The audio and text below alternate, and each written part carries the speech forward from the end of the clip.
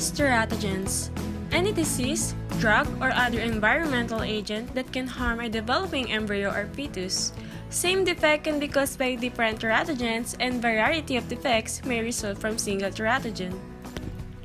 There are 4 types of teratogens: physical teratogens, infectious teratogens, chemical teratogens, and metabolic conditions.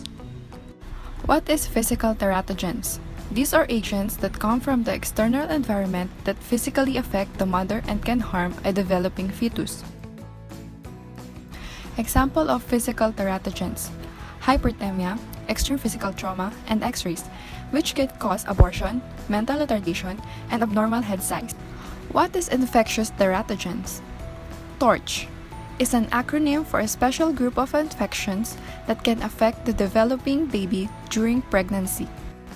TORCH stands for the following: toxoplasmosis, other infections such as Group B Stratococcus, Listeria and Candida, rubella, cytomegalovirus, and herpes. Infectious teratogen can cause mental retardation, cranial abnormalities, eye development defects, cataracts, and hearing loss. What is chemical teratogens? These are agents that are ingested by mother or inhaled from the environment. These are examples of chemical teratogens. Drugs, both prescription and illegal, can cause congenital abnormalities. Alcohol, which can cause facial deformities, arms and legs, heart conditions, or neurological problems. Cigarette. Environmental chemicals. What is metabolic conditions?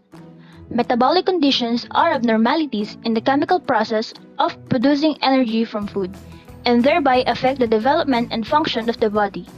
If a pregnant woman is malnourished, then her fetus likely lacks the nutrients essential for its development.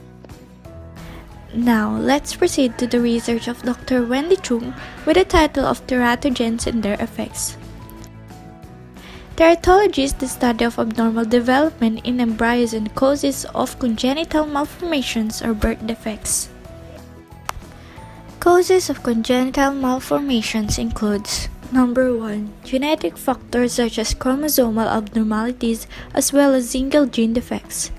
Number 2 is environmental factors such as drugs, toxins, infectious etiologies, and mechanical forces. And number 3, multifactorial etiologies including a combination of environmental and genetic factors. Examples of teratogens known to cause human malformation are the following.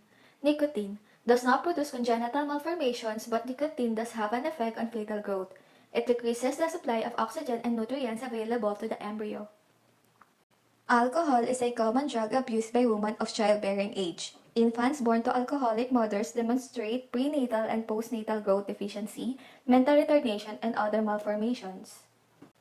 Retinoic acid or vitamin A, the most common malformations include craniofacial, dysformism, cleft palate, and neural tube defects. Maternal medical condition can also produce teratogenic risk. For diabetic mothers have an increased incidence of congenital heart disease and central nervous system. And infants of mothers with phycotonuria can have a significant risk of mental retardation, low birth weight, and congenital heart disease. A congenital malformation is an anatomical or structural abnormality present at birth. Congenital malformations may be caused by genetic factors or environmental insults or a combination of the two that occur during prenatal development. Most common congenital malformations demonstrate multifactorial inheritance with a threshold effect and are determined by a combination of genetic and environmental factors. Major malformations are more common in early embryos than in newborns. However, most severely affected embryos are spontaneously aborted during the first 6 to 8 weeks of gestation. During organogenesis between days 15 to 60, teratogenic agents are more likely to cause major congenital malformations.